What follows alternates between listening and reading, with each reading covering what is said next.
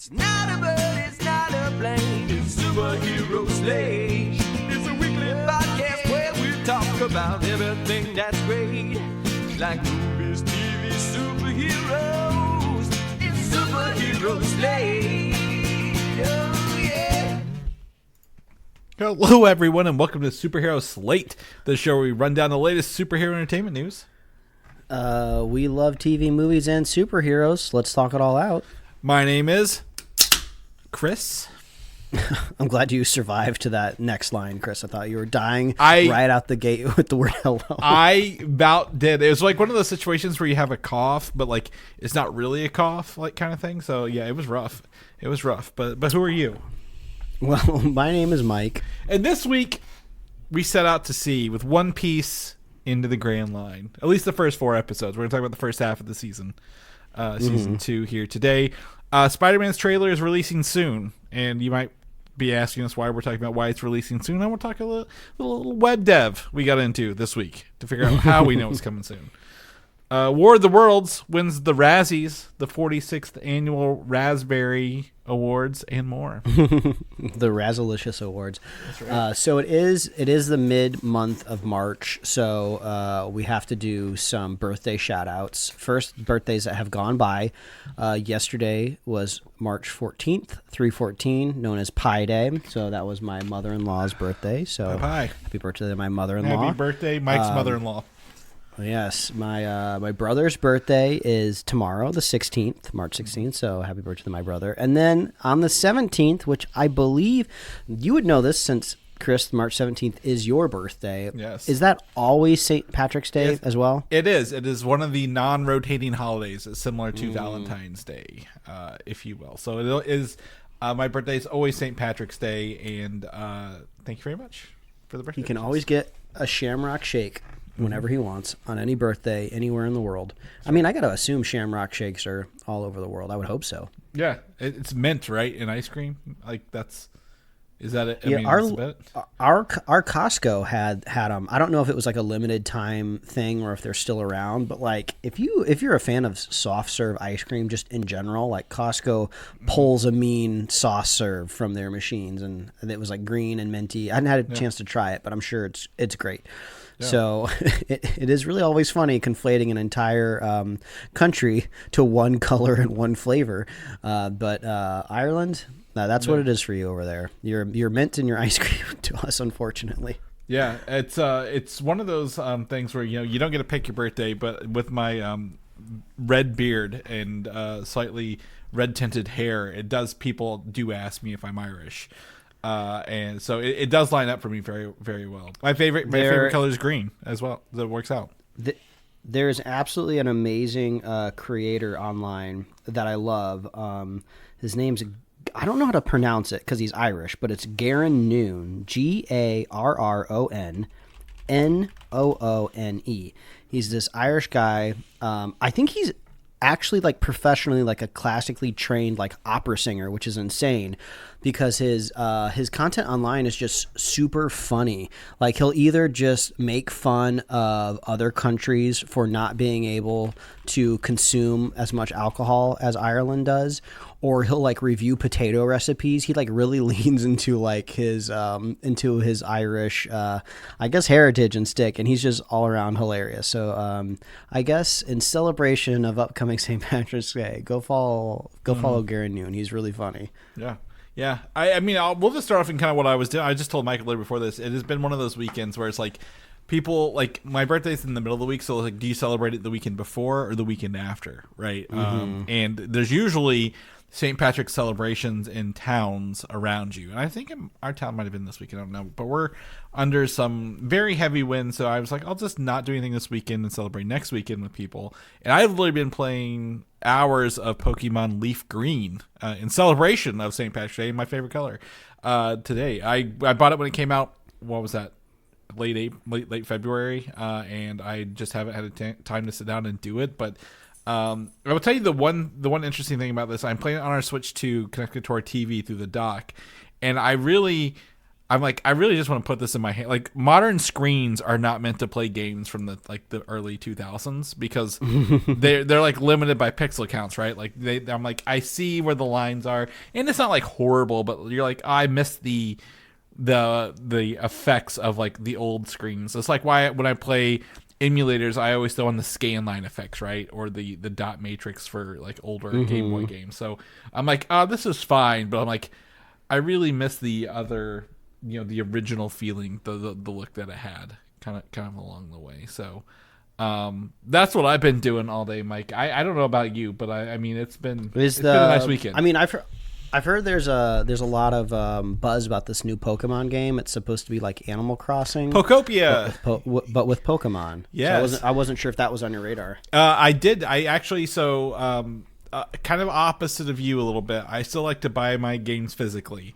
Because the one thing about Nintendo first party games is they never drop in price, like ever. Like if I ever wanted to trade it in or sell it to somebody else or trade it to somebody else, you can get like a 1-for-1 value on Nintendo first party games. They just stay there. And so I did order it, but mine is not coming on not till Wednesday. And I've talked about a lot with people at work mostly. I'm not a cozy gamer, and that's just not because like I just haven't found any that resonated with me. So I'm hoping by taking the cozy game methods and combining it with an IP I know and enjoy, this one might keep me in a little longer than the other ones have historically.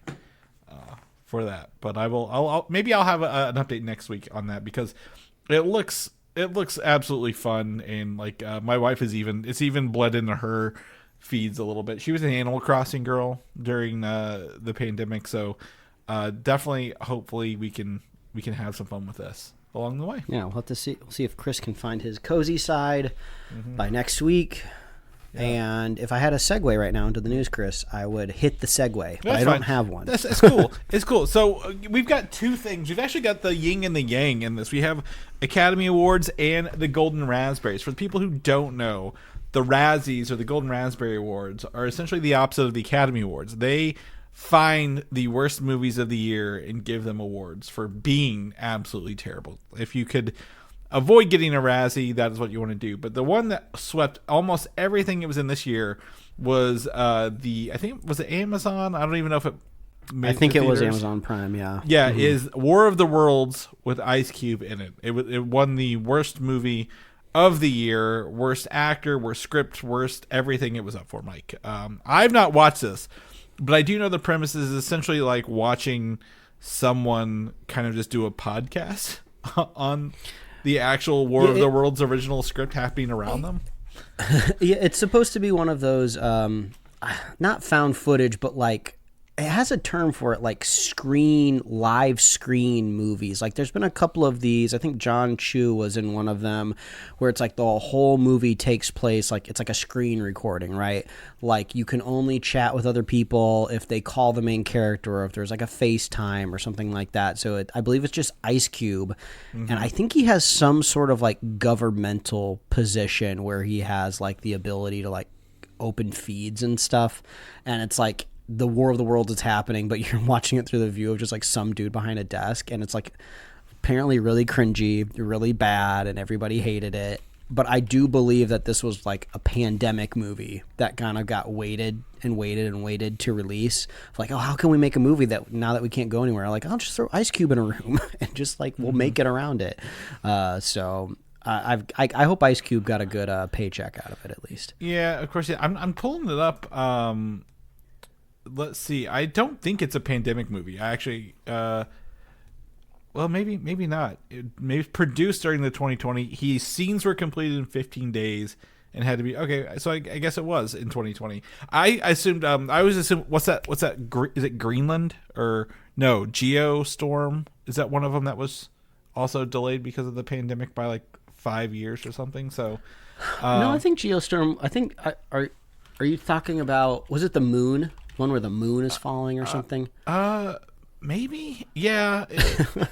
I don't remember, but it's like one of these. Like, it didn't really do very well. But anyway, yes, that one. The other one that won some awards was Snow White, but not necessarily the actress or the thing, but like anything all seven dwarves were in, like the worst. I think maybe worst CGI or like worst supporting actors. Okay. Won. So people were not happy with that along the way. So. The Razzies, I don't take the Academy Award seriously. I don't take the Razzies seriously, but it is fun that they both come out on the same weekend because it's not like because the Academy Awards are I think later tonight, and the Razzies were yesterday. Kate Winslet did win. I think was like a Razzie Redeemer. Like she's won awards historically, but has come back and did a really good movie this year. So they do have the Razzie Redeemer Award, which is super fun for that. Kind of along the way. Moving on to things that are going to be, I guess, on streaming. This is how we'll tie it into War of the Worlds. The Legend of Avatar Aang, I think. The Legend of Aang. I forget what the actual title is. It's called The Legend of Aang. I know that. The first merch from this has revealed the first looks at the upcoming Aged Up cast. I sent a collaborative shirt, one of the shirt designs over to you earlier. But obviously you have the Aged Up versions of Aang, Katara, Zuko, Toph, right? It's been a while since I watched this. And other people. There's tons of these things on this Twitter account that I linked here, or X account. But this movie's coming October 9th, 2026 to Paramount Plus. I thought this was theatrical, Mike. I didn't know they had updated it. It was supposed to be theatrical, and then it got pushed to Paramount Plus. And then I guess depending on corporate mergers, we don't even know if the streaming service will be called Paramount Plus by the time this comes out. I think there's some early reports on that even changing, and I think even Ellison even said that he wants to combine streaming services if the obviously if the governmental approval goes through with the merger for Warner Brothers. But I'm just confused on why do like this one. The one with Katara says Katara. This one says Zuko. They all say the characters' names, except for Aang's just says Air. But it's the exact same like template. It's almost were these like pre-renderings when they maybe originally they typed in what their element was instead of their name. So I find that kind of interesting that it doesn't say Aang. But I had this like funny moment when I saw this new like released art of these characters as they're adults, and I was like, oh wow, cool! I finally get to see them as adults. And then I totally forgot that in The Legend of Korra, there's flashbacks that show them as adults. Like this is not the first time that they've been seen. So I was like, oh, well, either way, it's cool. I'm excited to watch it. I'm really going to be anticipating the quality of the high quality animation, because they've never done anything Avatar before, like with like, the lens of like a feature film, right? When, you only have to animate X so many scenes with like this budget, it's not like this overarching the season. So I think we're going to get some amazing fight scenes. I mean, that is obviously the story of Avatar is like an amazing emotional story. Like Aang's such like an awesome, like positive, like uplifting, character, like a Ted Lasso, if you will, or maybe even a Luffy. We'll talk about him at the end of the show. But yeah, man, their fight scenes were always amazing in both of their shows. It looks like you think they're like what, maybe 10 years older, 15 most in this one. Oh, I don't know. Like they look pretty adult to me. Like I want to. Well, I mean, the thing is, they're all pretty physically fit. So it's like they could be like 40 or they could be like 20. I really don't know. Yeah. Well, I mean, maybe I just know I've seen again, as someone adjacent to this, I've seen the Avatar. Like this doesn't have Aang with his beard.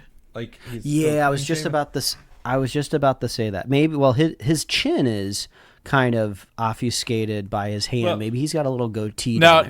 Go look at the one I sent you in our messages. The one in our messages has the full face. Like, oh, is he clean? Is he clean shaven? He's clean shaven, and it also has what's the brother's name? That's I don't know the names of these characters, Mike. This isn't my show. We Katara's have brother, Katara, Toph, Sokka. Sokka, yeah. It didn't come to me until I started like. Just like when you're doing your ABCs of just like, wait, when does P come? When is the M? When is R? Yeah. So Sokka. yeah. So it's got him in there with his sword. It looks like a little water sword, and then Aang with just standing without being blocked. So I mean, to me, I think a trailer would be nice to see this in animation. I was watching in the background. It was the Dragon Ball movie, like where they took like the first. It's kind of like how anime takes like the first like big arc and then just condense it to a movie. And I was like, oh, this is the movie because number one, it's widescreen, and B, there's shadows on the characters. Like it's like when they start shadowing the animation, you're like, oh, this is actually more production time. And it's not just as flat as like a normal episode. I think The Simpsons, that's like the first time you see shadows on The Simpsons was like the movie they did like 2008 or whatever. So I'm excited to see kind of what this looks like. I mean, be maybe a little juice for me to finish book 3 before this drops in October. Moving on, in just a few weeks, I think 2 weeks away, Super Mario Galaxy movie, I don't even think it's Brothers anymore, drops. And this week they revealed some voice actors, including Donald Glover will be as voicing Yoshi. And I don't think, again, for people who may not know production, they didn't cast Donald Glover last week to play Yoshi. He's always been voicing Yoshi. They just decided to announce it. I think that was something I saw people like, oh my God, how are they going to get the movie done on time? When they announce, I'm like, it's not how this works. Like, this is just a reveal, really. Yeah, I feel like this is a like Bill Hader BB-8 situation, or Alan Tudyk in anything that he does. Like, I think he usually does like the little animals for like Disney movies. Yeah. So I really don't know if his voice is going to be identifiable. So this really is almost more of like I feel like a marketing push. It is. Anything. It is. I've heard the Yoshi sound in a few trailer TV spots, and doesn't sound like him. But I did see someone say online, like, it's going to be one of those situations where he has a Yoshi voice, and then like there's like one scene where he does the full Donald Glover voice, and then just goes right back to saying Yoshi in his Yoshi voice, like kind of thing. Yeah. Or like I feel there's always an opportunity where like a character in a movie like eats something like psychedelic, and it like there are mushrooms in this. Yeah, so they're seeing something that they're not like they're tripping, and then it's just like, oh, Yoshi has like a real voice. Yeah, in the press release it was just like, Donald Glover, who's like a Nintendo super fan, is voicing Yoshi. And to me, it's just like so funny because you made a great point. If they wait to announce it until the movie's about to come out because they want the marketing push. I've also not seen any Chris Pratt at all promotion for this. Like literally, he has not been in anything or out doing extra stuff for this movie. So maybe they're just trying to distance themselves with that discourse from the original, where Chris Pratt was voicing everything. I mean, to the credit of the success of the first movie, even though I didn't really like it all that much, it was a juggernaut at the box office, and it just kind of cemented the fact that you can turn Mario into a movie. So now you almost don't even really need really need the actors anymore. I mean, I love the second bullet point of Luis Guzmán.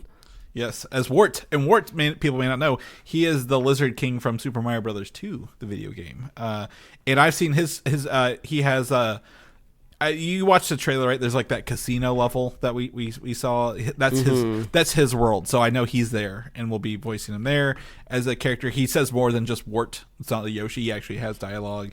And then Issa Rae is Honey Queen, and I don't know who that is. I have not played a lot of I didn't play Super Mario Brothers Galaxy or Galaxy 2 like actively. It was more like, oh, someone had it, I'll try it out. So it's probably from that. But it seems like they're kind of. We've already done the introductions to all the characters. There's no Donkey Kong from Seth Rogen, so it seems like they're kind of trying to branch out into more of the Mario mythos. I mean, when it comes to new characters, we have Rosalina, Bowser Jr. Was Kamek was in the first one, right? Yeah. And then so Wart is new and the Honey Queen. So I'm curious if like Birdo is going to have a voice, or any of the other characters that have kind of been featured in the trailers. Yeah. I don't think anyone's going to be voicing too Birdo. as well. No. Yeah, no one's going to be too upset if Birdo has a voice. Like, if Yoshi starts talking, like, phonetically, we're going to be like, wait, what? Yeah. But if Birdo, I don't think people are going to care all that much. No, not at all. Again, most of these games, they don't have even voice acting. They just have text on screen, or you hear them say their names, and like Mario Kart. So, I mean, it's fun to do this. And, yeah, I'm excited to go see this. This is what is it when we call them those popcorn movies where it's like there's so low stakes for this? Like, I can just go say, hey, point at the screen like Leonardo DiCaprio. Like, I understand that Mario reference. And then go home and be pretty good. I did share with Mike the Yoshi popcorn bucket. It seems to be pretty popular. And then the Luma stars glow. They're LED glow ones, so you can get different ones. And then obviously I didn't put it in here, but I'm burying the lead here. Bowser's Cauldron, the tiny cauldron popcorn bucket. Which is so smart, and for some reason I thought, since it was like Bowser, and I think maybe in the graphic there's some like embers or some flames or something because it's Bowser, I thought the gimmick was going to be like, oh, you get like 5 kernels of popcorn, but they're like really spicy or something like that. But it doesn't look like spice is involved. But I do like that they're kind of going against, size type. Yeah. Yeah. It's like, they've done the Galactus biggest popcorn bucket ever. And now they're like, oh, here's the smallest one. I hope it's metal. I hope it's die cast. That's like would be my only thing. I'm like, I don't want it to be plastic, but it's so fun that they're leaning into that rather than just going out. I think the Luma ones are pretty cool. They did see that. I think it's at the Galaxy or what's the Mario Land called in Universal? Is just Super Mario Land. I think it's just Super Mario Land. Yeah, the Lumas. They're getting the shoulder magnet Lumas, like they have like the Porgs and the group shoulder pets. Yeah. Mm-hmm. Yeah. So they're gonna have some shoulder Lumas as well. So marketing in full swing for Mario, and they really don't even need it. It sells itself. So they're just having fun at this point. So. As always, sign me up. I sent this to you earlier. G.I. Joe. Paramount has canned or passed on Max Landis' version of the movie script.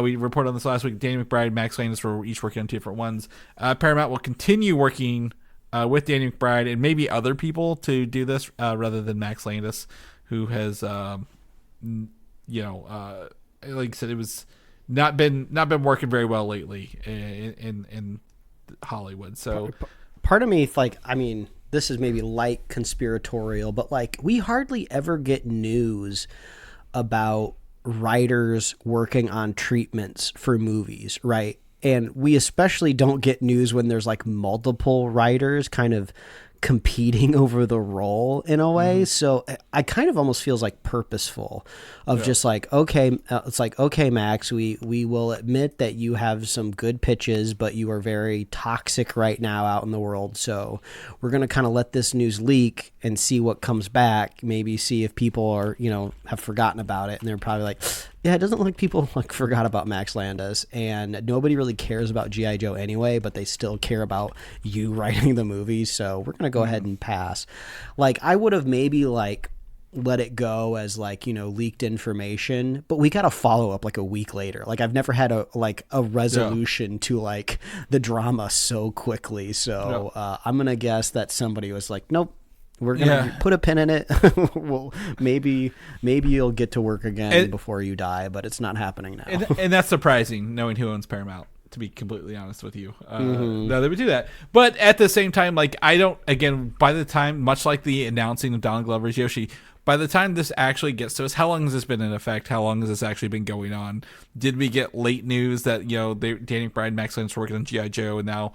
By the time that came out, like actually we cut ties with him, or we didn't like his version years ago or months ago. I don't know, but I think G.I. Joe's a big enough property that this will cross the finish line no matter who's doing it.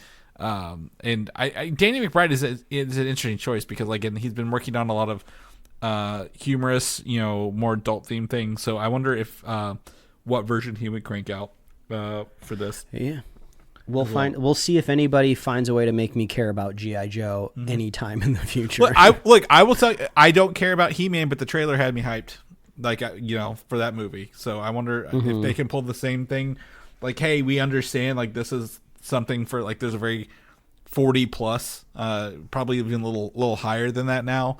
45 plus people are, this is for them, but like we were able to update it a little bit. I'd be down to see what this is, but we lived through The Rock's G.I. Joe and Channing Tatum's G.I. Joe, so I think we'll be okay. Whatever's next, especially if they mix it with Transformers. They did threaten us with that in the last Transformers movie, where the G.I. Joes and Transformers would work together. So if we can get that Energon universe, Mike, we might be back.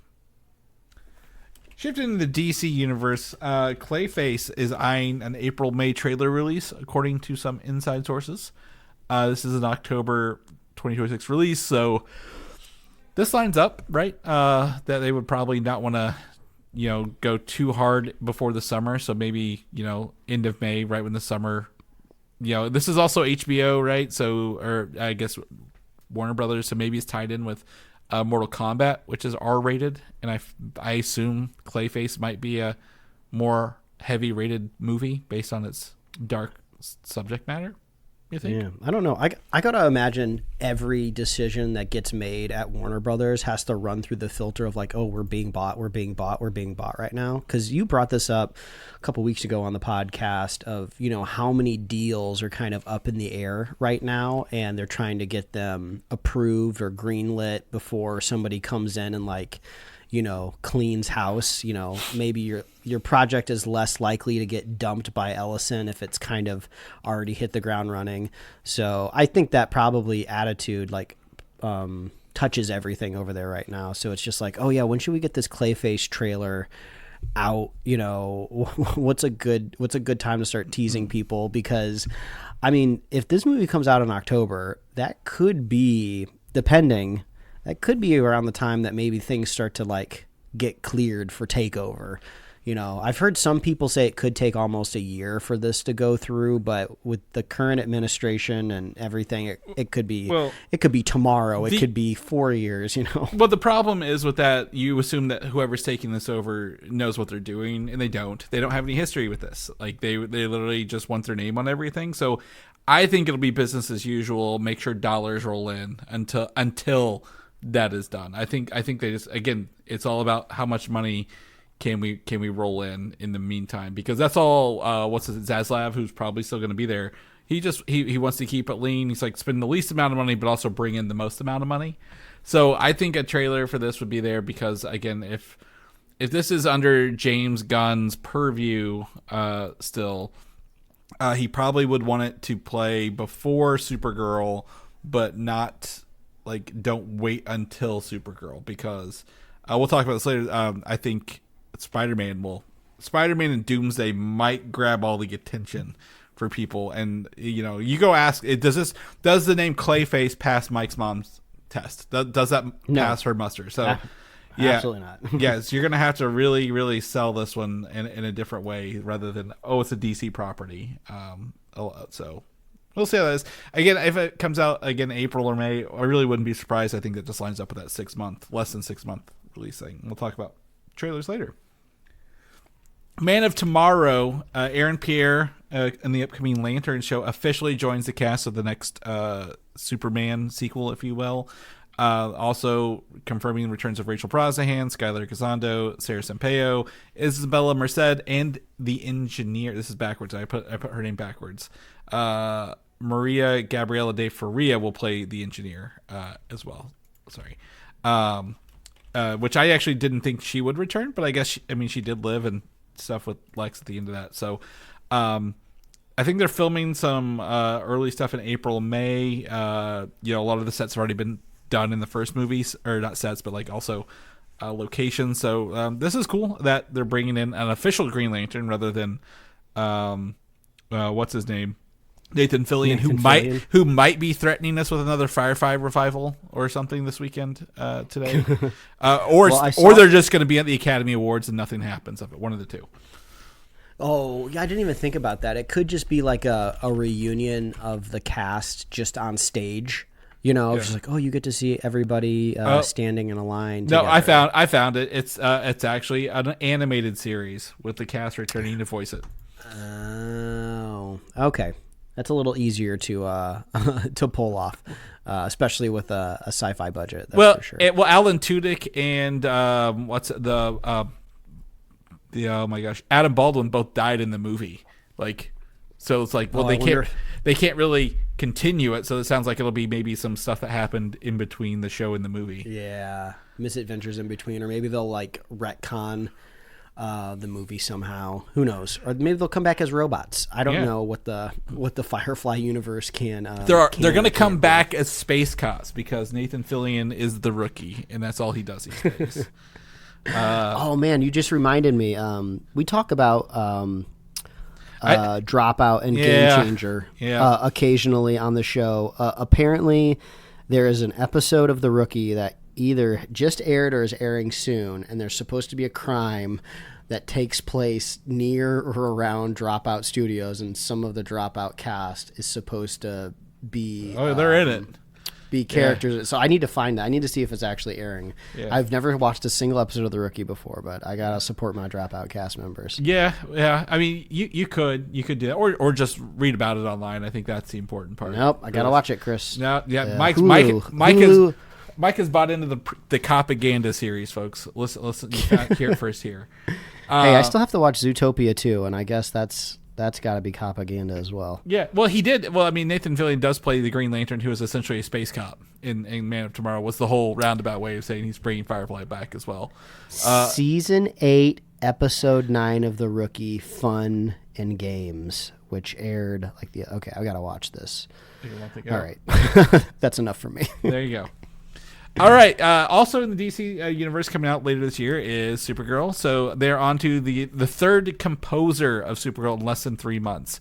So Claudia Sarnay, who's done the Book of Eli, End of Watch, which is a really obscure thing to pull out of her thing. Like, she doesn't really do anything that I know, is now doing the score. I'm not sure the turnaround time for music scores. This is I'm gonna lean against the.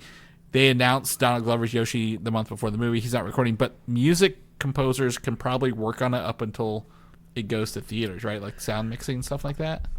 I think so. I've had the opportunity living out here in Los Angeles where I've been able to go to test screenings before. It's a thing that just anybody out here can do. If you just happen to cross the right person with a clipboard on the sidewalk, they'll be like, hey, you want to see a movie before it comes out and give your opinion?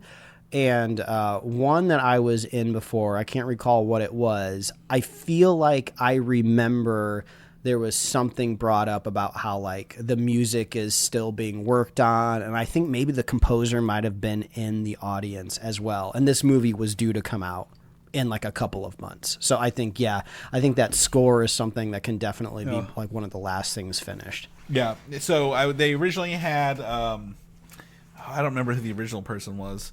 They left, and then Junkie XL came in, and then now he's left within like a month, and so Claudia Sarnay is in there. So I don't know why they shifted up so much, but maybe some of their other stuff will be in there. Like, like Junkie XL didn't do Justice League, but he like provided the Wonder Woman sting for that kind of thing. So we'll see if any of that remains. But right now, they're doing test screenings, and the film is rumored to be around 1 hour and 45 minutes without credits, which seems like a pretty good pace, if you ask me. Actually, I don't mind that. A nice little 1 hour 45 zip through space in there. So this is coming out in June, so I assume we're probably going to get what do you think? Tickets, trailers pretty soon, you think?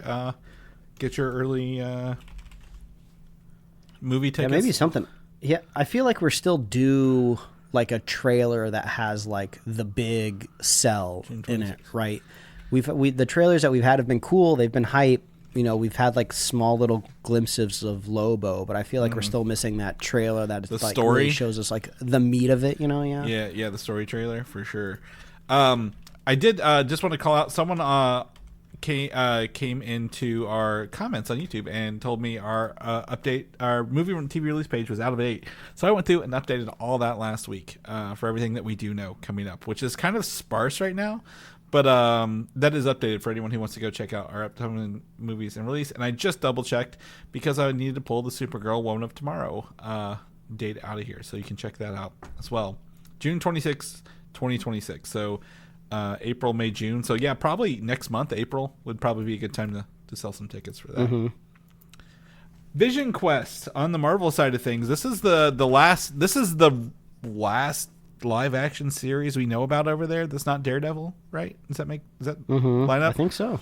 So Mick Giacchino, son of Michael Giacchino, famous composer, set to score the upcoming Marvel series. And Mick is award winning in his own right. He has won an Emmy on The Penguin. He has done a bunch of other shows and movies in the past few years. So talent bred downwards, right? I guess for that one in the situation. They did note that they will preview the theme May 16th at this television gala in Poland. It had a very long name. I didn't know what it was, so I just abbreviated that. It's probably a very big event. But that makes me think that we might get a trailer possibly after Daredevil season 2, like since it'll be the next live action show. I assume this is probably not going to come out in between Doomsday and Secret Wars, but we have a Punisher special presentation.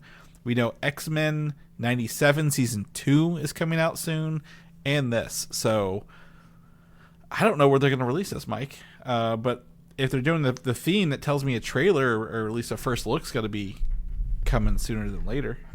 Yeah, it really makes you wonder because this is kind of supposed to wrap up that, theoretical trilogy of WandaVision, Agatha All Along, and VisionQuest, right? So this is going to kind of be like a completion for that.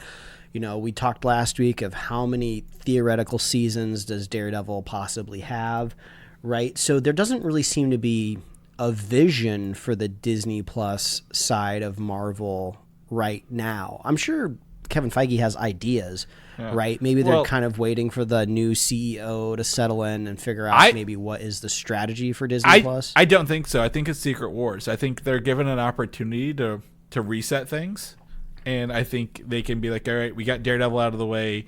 VisionQuest is done. Now we can start fresh with Secret Wars. Is my take on it. I don't think it's the CEO. I think it's more of like, we don't need to carry all this weight going forward. What is actually working on streaming versus what's not working? Yeah, it is kind of curious. Like, if you can imagine all of the Marvel movies that have come out, right? That means there's an opportunity for any one of the characters that we've seen so far to be rebooted and possibly rebooted as a TV show, right? It's kind of like, what character do you think would be, given a better shake if we got more screen time with them, right? Mm-hmm. That would be interesting. Maybe like a Bucky would be fun. I don't know if it's Sebastian Stan or anything, but Falcon and the Winter Soldier proved that does not work. Well, if it was because we lost a lot of time with Bucky in between, but when what about between World War II and the present? What about the I never remember his name. The other Wakanda, the upcoming, he's the king, but he's a vegetarian dude. Like some of those live action. Yeah. M'Baku. Like he'd be fun. His little kingdom over there, seeing more what. Well, also. Yeah, and it begs the question: Does M'Baku last? We just don't know what's going to persevere through this little reset. But curious to see what survives on the Disney Plus side. Yeah. Well, either way, VisionQuest. I know Wonder Man was kind of one of the holdout remnants. VisionQuest has been filmed more recently, so I think this will be, again, one of the kind of like Daredevil Born Again season 2, one of the newer pieces that can do something. And I'm just interested in what it looks like and how it goes, because we've heard so many rumors and so many suggestions and the names, what will it be? How will it tie into anything? How will it wrap things up? How will it move forward? So this is interesting, but if they have a music scored for it, my guess is that it's probably just sitting in the hopper ready to find a nice release date that doesn't weigh things down. Moving on to Spider-Man. Everyone wants to know about Spider-Man. If I had a nickel for every time someone asked me about Spider-Man's trailer the past 2 weeks, I could probably convince Sony to release a trailer with that money. And I showed Mike this. A website for the movie launched, Spider-Man Brand New Day .movie.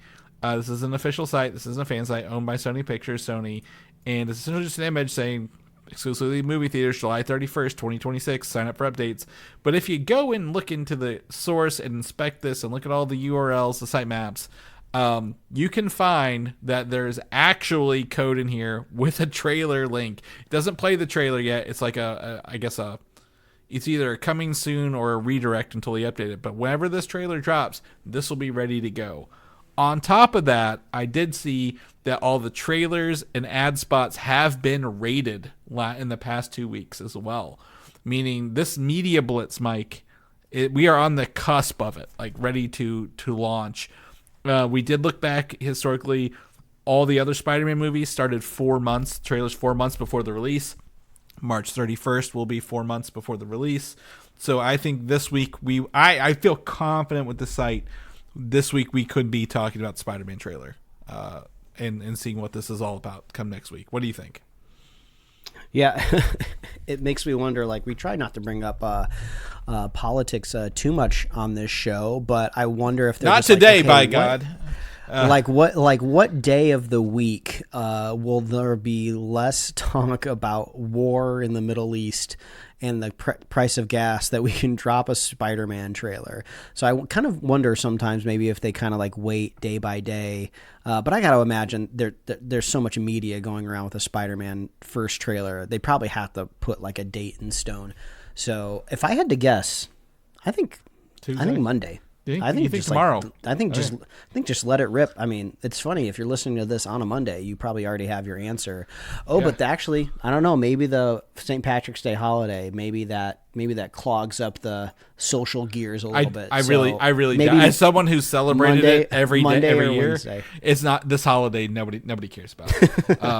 But they'll go drink their green beer and they'll do it. But everything is in. Like again, it is queued up. It is ready to go.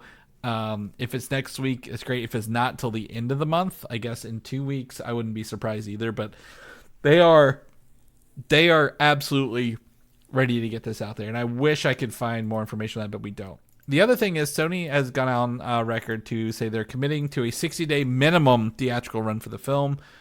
Spider-Man No Way Home almost grossed $2 billion when it came out in 2022, right? I think 2022.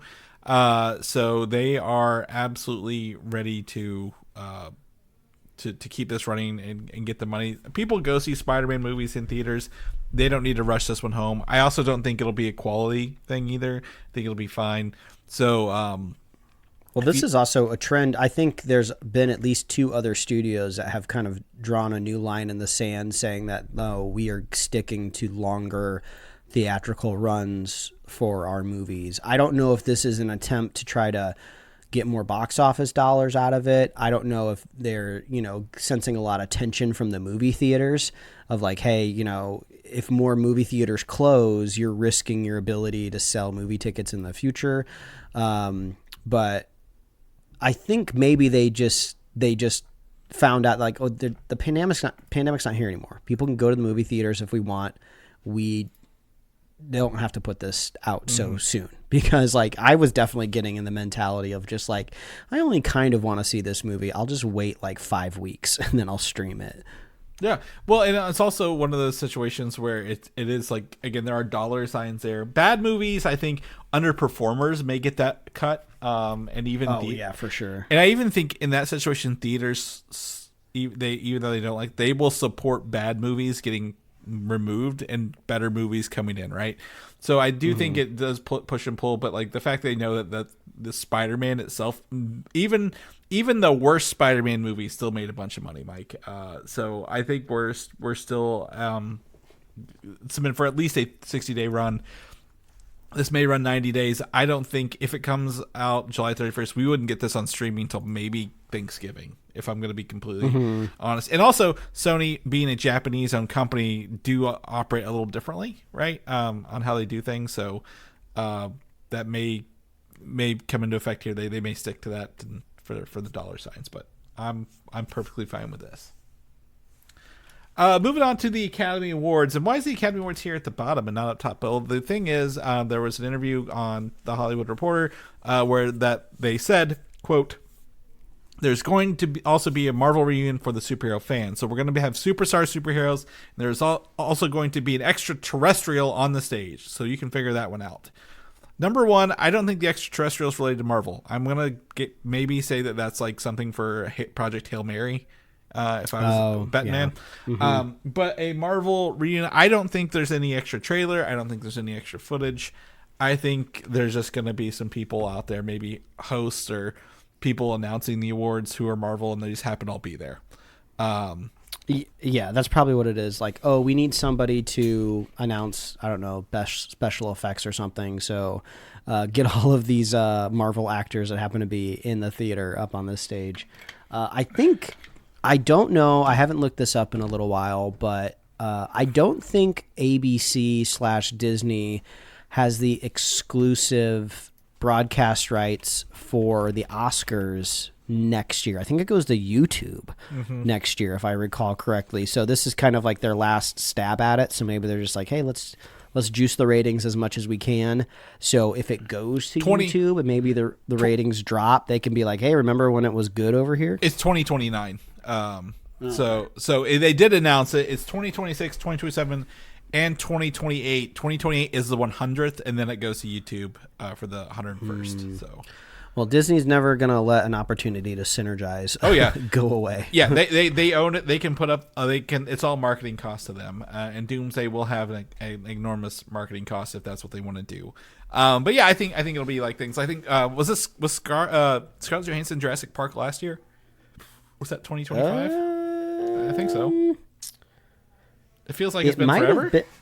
I'm trying to remember if it was like the end of 2024 and I watched it in 2025. Rebirth was 2025. It was the middle of it was the middle of the year film. It was a summer film.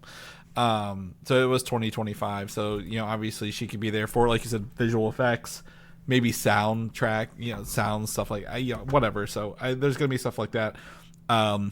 Again, I think there's too many things for like Oscar campaigns and pushes, and this is all a bunch of BS. You're just making old white guys feel special at the movie awards. So I take no stock in them, but I am interested to see who wins and see if that it makes me want to watch anything else on the list for next year. But we'll see. Moving on, last bit of the show, Mike. We got some time here. We set aside some time to talk about One Piece Into the Grand Line, which is season 2. We're going to talk about the first 4 episodes, so this is our part 1 review for this. Mike knows this. I think everybody else knows this. Last Tuesday, I went to the local movie theater to watch episodes 1 and 2 at the theater. So they essentially did 1 and 2, one together. There was no end credits between 1 and 2. It just where 1 ended, you can kind of tell where 2 began. So I watched those in theaters, and I watched the other 2 at home. Mike, you've watched them all in the comfort of your own couch, right, so far? Yes, the first 4 episodes. Yeah. I've been wanting to ask you, how full was your theater? Was it just full of a bunch of weebs? Was it like a good crowd? Was there hooping and hollering when they saw familiar faces? So we'll start when I walked in. So I will tell you right now, number 1, it was full. It was packed. There wasn't an open seat. There was an empty seat in the house. They had 2 screenings at the same time even. That's how busy I know it was there. It wasn't just 1 screening. It was 2 at the same time and another one later that evening. So they did have 3 total screenings at the movie theater. Now, when I got in, everyone in the theater, like in the snack line, was pretty normal. But then I noticed behind us there was a younger girl, probably teenager, dressed like Luffy, like with the straw hat and like the kind of attire. And I was like, oh, that's really fun.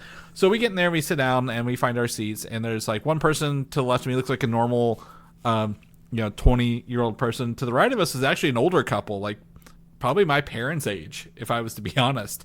In here as well, and I looked around a little bit. There were some, like what you would expect to be some weebs in here, but like overall, it was a mix of a crowd. I couldn't pinpoint, like, oh my god, there's only one type of person at this show. There were people from every look and feel in the theater at this time, which was really surprising to me, right? Because this is like a special event, but at the same time, I'm like, has One Piece, the live action version, not the anime version, transcended well beyond people who read the anime, or watch the anime, well beyond people who read the manga, and has actually gotten into regular people's lives.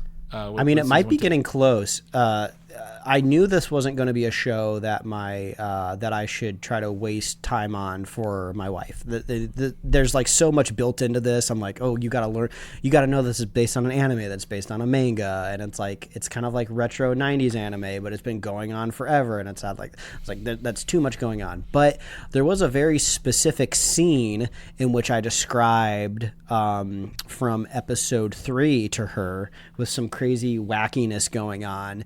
and she kind of piqued her interest because it was so wild and out there. And then when we got home, I showed her like a little clip of it, and she was like, "What on earth is this?" And I could see there was a little curiosity behind those eyes. And then I finished watching episode 4 with her in the room, and I did see her kind of like lingering around the TV a little bit more. So I think maybe she might be curious at some point in time. But I think that goes to the point of just like, I'm surprised, Chris, because you know, depending on where you are, where you live, you could technically maybe call it a major metropolitan area, but there's definitely more like outskirts of like suburbs around you.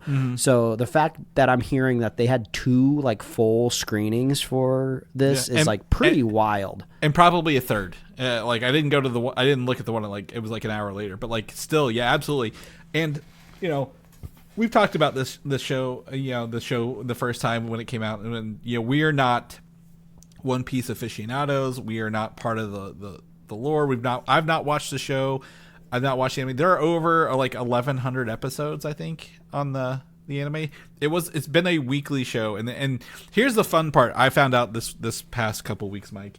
Did you know that all of the One Piece episodes up until this year are considered season 1 because they never stopped to do seasons? Like it's all one thing. Now, starting this year, they are actually starting season 2 and doing more of a quality over quantity approach, because they've literally been cranking them out in Japan for every week for about 26 years over there. So I am to find out like, oh, you want to watch season 1 of One Piece? Great. Here's 1,100 episodes to go through.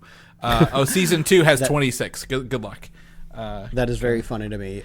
So I'll just go ahead and say, let's just jump into spoilers, because if you're listening to this conversation, this is about season 2. Let's just go ahead. TV show. If I'm just going to go before we get into this, spoiler free. If you enjoy season 1, you will definitely enjoy season 2. If you did not enjoy season 1, this is not going to change your mind, Mike. Does that feel like a fair statement? Absolutely.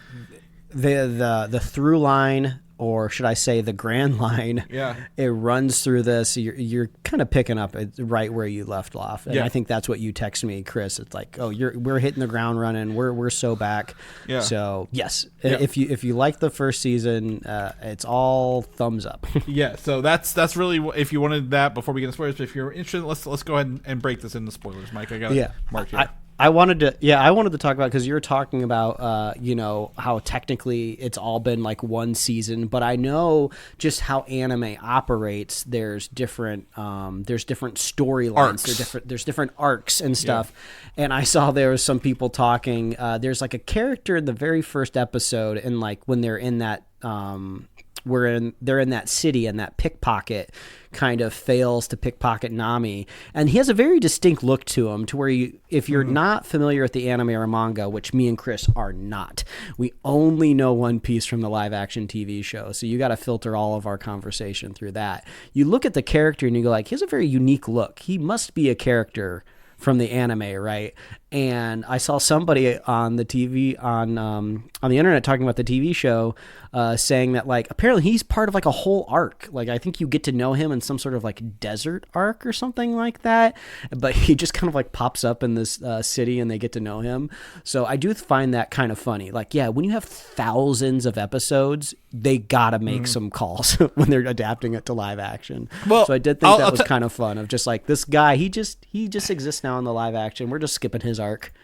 Well, so it's not even that. So the first episode is they go to Logue Town, right? Which we get reintroduced to Buggy. Is he call him Buggy? Is that his real name, or is it? But Luffy calls him Bunny, and then he gets mad because it's Buggy. Buggy. Yeah. Yes, and the return of the other pirate queen, who now has the slip fruit, who makes her really slippery and shiny, which is, you know, it's kind of goofy. It reintroduced to everything that are there, but I looked it up. So the Logue Town arc is essentially the first one after they dealt with the fishmen from the last episode. It is 7 episodes of anime, and it is only 1 episode in this entire series. So absolutely, they definitely they don't speed through it, but like, they are not here to linger. They know what the filler is, and they know, hey, we know what people really want. And we're just going to kind of do arcs at a time, because eventually this show's gonna have to wrap up. These people are gonna age out. They're gonna find other things to do. But I do appreciate that. And then one of the coolest character in this, Mike, is essentially what I would describe as a Final Fantasy character. And he's the one we saw in the trailer, Smoker, who always has 2 cigars, drives the waterproof three-wheeler bike, and actually has abilities to turn into smoke and like throw his body around as actual smoke. I didn't see that coming. But he is very much the epitome of an anime character with the white, slicked back, spiky hair, the gruff, I need to get my, I gotta get what I'm due kind of thing. And I love that the commitment to this character is all the way through this. And in classic anime style, he does some classic exposition to his partner of exactly what his backstory is and why he fights when they're in that bar. I even like how the more senior captain, who is supposedly Luffy's grandfather, he was like, how many of those do you go through in a day? So I feel like sometimes there is a little bit of like external commentary of like, this character smokes a lot of cigars. We should poke fun at that. I thought the belts on his arms were bullets until I saw they were actually just shotguns, like bands of cigars instead of shotgun ammo around his biceps. I'm like, oh, that makes sense now that I've seen this. Yeah, it's just so campy. I mean, we talked about this in the first season. We just love how much they lean into it. I mean, when you get further into the season, you really start to see a lot of the anime kind of story structure like creep in, right? We have these Baroque work agents that are all numbered, and as the numbers get lower, they get stronger and more elusive. I mean, this is kind of classic anime hierarchy. They love doing this type of stuff. I love the kind of world building around the Grand Line. Like, obviously this was all figured out in the manga / anime, but I'm in love with the fact that they have to stop at these islands like overnight or however long they need to. It's such a fun way to like build story structure, right? Of just like, oh, every episode, or every, arc, they're going to stop at an island and they're going to have to stay there. They either have to fight something off, get back to their boat, or they have to wait for their log position to reset before they can even leave. And I was like, oh, this is so clever. Like, this is where anime always really shines, with like their premises and their kind of mechanics and stuff. Sometimes the story can go either here or there, but I feel like everything's operating really well, at least in this first half of the season. Absolutely. And we are essentially Little Garden Arc. We've gone through 4 arcs in 4 episodes, 1 episode an arc based on compared to the anime and the manga, which is great because it's moving pretty fast. The Baroque works are, again, anime. David Dastmalchian showing up with a number 3, his hair like twisted to a number 3, and he's wax powers. There are giants. I mean, you were very excited when I got to episode 3 and got to meet number 9? 4? Is it 4 or 5? 4 or 5. I think or is it 8? It's 8 because he is just 1 rank above number 9. Number 9, I recall. Yeah, number 9 is the guy with the baseball bats who really doesn't, I think, have powers. I looked it up. He doesn't have powers. He's just kind of a one and done. But like, he has whatever his he can make any bodily fluid explode. Pretty much is what has happened here, and he uses his booger bombs in the first episode. Chris, I was watching this episode, and like we said, we have no idea what happens in the anime or the manga, and I'm just like, all right, we got a Baroque Works agent right here. I'm sure he's got some sort of special ability, and then they do this extreme close up, and like, wait, why is his finger going in his nose? What the hell is happening here? And then he flicks it, and then from what I can tell, real practically filmed explosion, because you can kind of see like the pops of spark to give it a look. I was like, oh my god, his boogers explode. This is insanity. And what did I watch just before this scene? I watched a man in a gigantic powdered wig drive away in an ice cream car. Oh yeah, like, the cupcake car. It's like the cupcake car that flipped over. Yeah. It's like, what am I watching? This is insane. And this is kind of the scene that I explained to my wife, and she's just like, what are you watching? So, it's like, this is amazing. So the guy in the wig is Mr. 8, the guy who actually blew up. So he's the one who pulled his bow ties and the machine guns come out. And I loved how silly that was. Like, of course he's got machine guns in his wig. We saw it in the trailer. And then Mr. 5, like even was it Miss Valentine with him makes fun of like why are you wearing those stupid sunglasses? He's like, it's part of my look, leave me alone. Like they all know they look goofy. Like this is the Ginyu squad from Dragon Ball Z. Like yeah, they know they look stupid, but they're gonna still probably kill you doing it.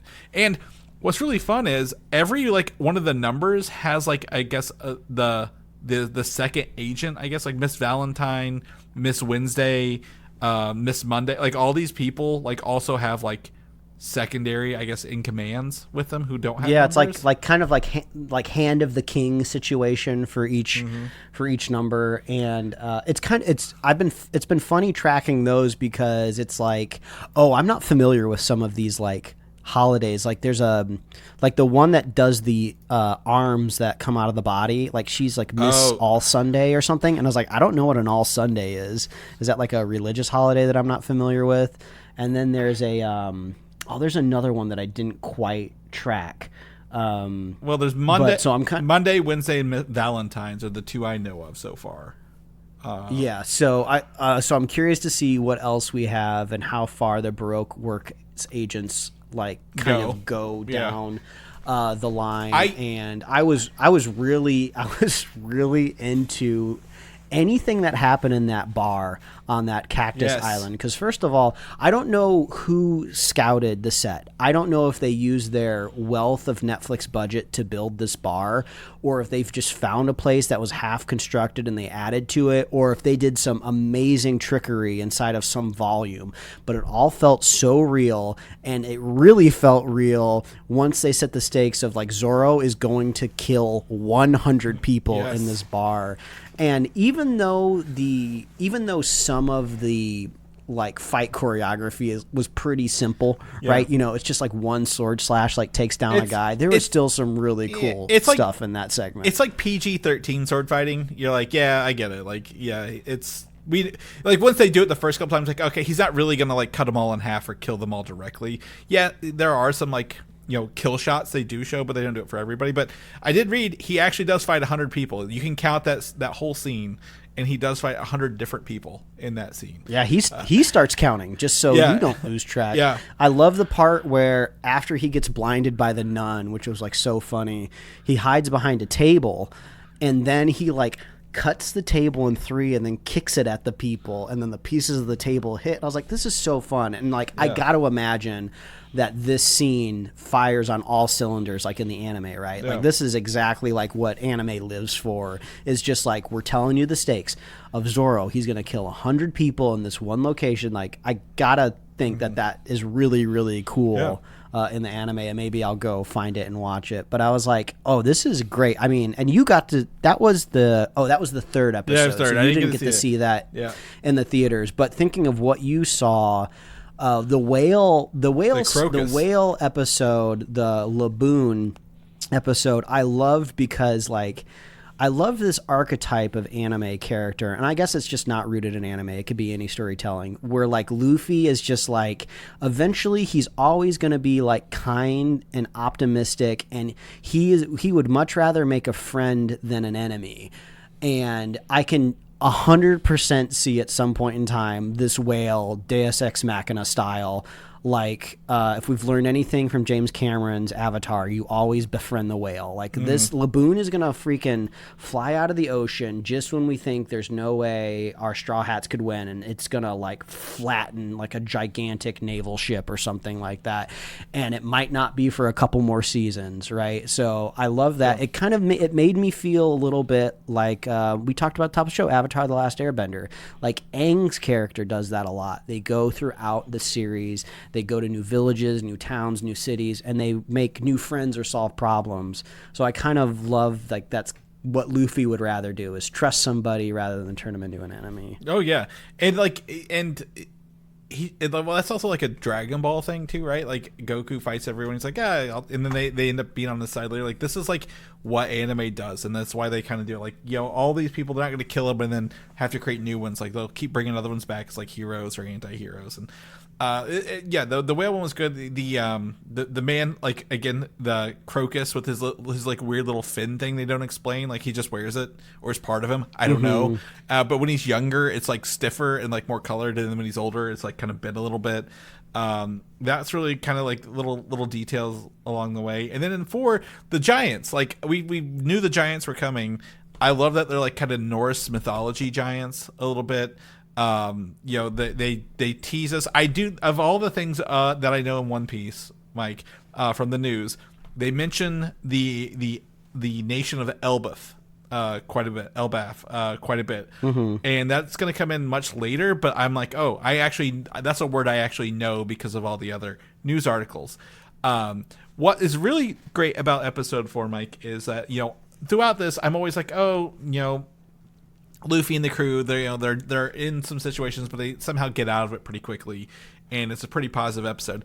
Where season 4 ended off, no one's in a good spot. Like, I'm interested to see how they get out of this episode, how they get out of this situation they're all in. I think it's like, it's got to be one of the holiday ladies who is actually putting the spirals on them and like controlling. Oh yeah, like the little kid that at least I perceived them as a little kid because there was like giggling in the bushes. Miss Golden Week, that was her name. That's that lady. That's another one where I was like, what is Golden Week? I don't understand what this is. This sounds like some sort of holiday at a university where one of their like colors of their mascot is golden or something like that. Yeah, because we both went to Purdue, and I feel like we were like black and gold, and I feel like there was a Golden Week at some point in time. Yeah. This was kind of our first episode of this season 2 that's kind of like a two-parter. Like, they kind of set the tone of like, each island's going to be one episode, but it looks like this island will be 2 episodes. My guess, I don't know how they're going to solve it, but they keep talking about how like a courageous warrior deserves like a honorable like burial, and there's this volcano on the island. I think that giant is going to be thrown in the volcano. Okay. And I think that's going to be badass and really, really cool. I want to see that happen. But I love how practical the giants are done. Like, they're just doing like tilt shift. They're just like, cameraman, lay on the floor and just shoot up at them and just make sure there's only sky behind them. And that's how we'll show that they're really big.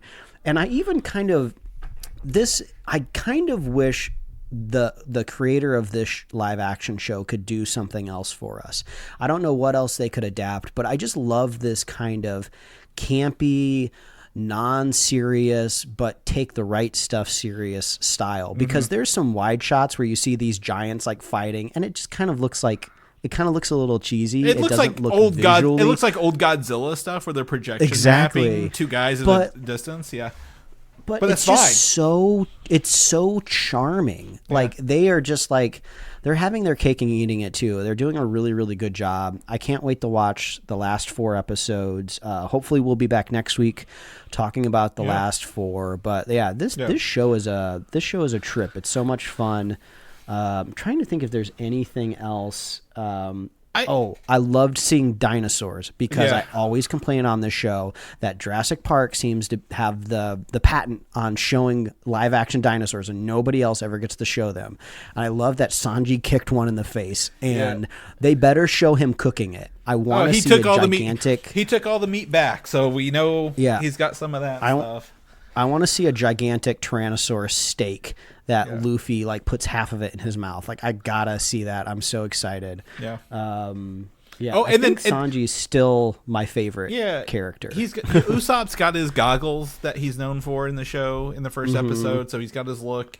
They're all firing off. I'm interested to see how the cursed sword comes into play for Zoro. Yeah. I'm like, that's ominous for a reason.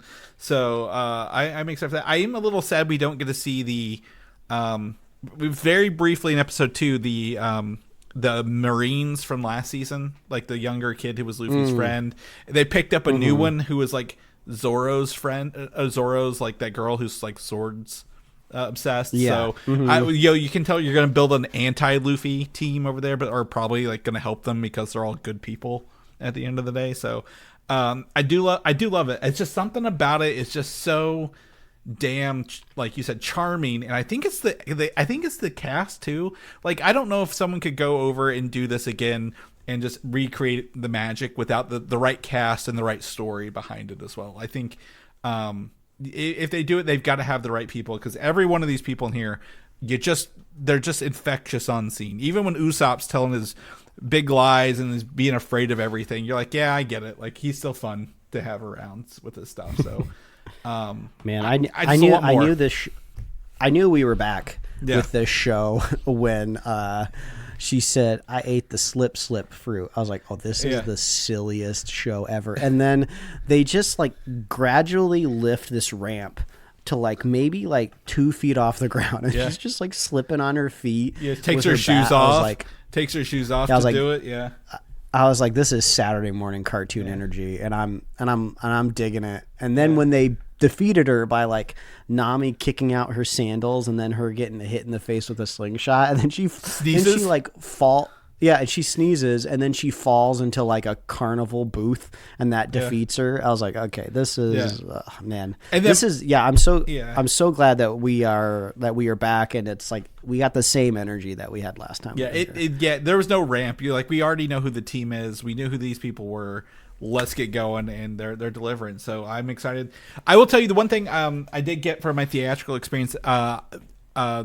Joe Manganiello was at the end of it in person, doing like a video. He has been known to play one of the characters in the show, but he's also said they're filming season 3, where he's going to be a big part of that as well.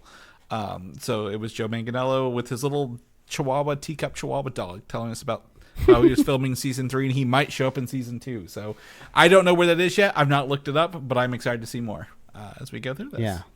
And also, don't worry, the snail phones are back, people. They never left. They never left. You're gonna have to 3D print one of those. Yeah, well, maybe I can find an old corded phone and convert it into a snail phone as well. So, I love it. All right, Mike. Well, if people want to know what you're up to, where on the Grand Line you're at, where can they find you?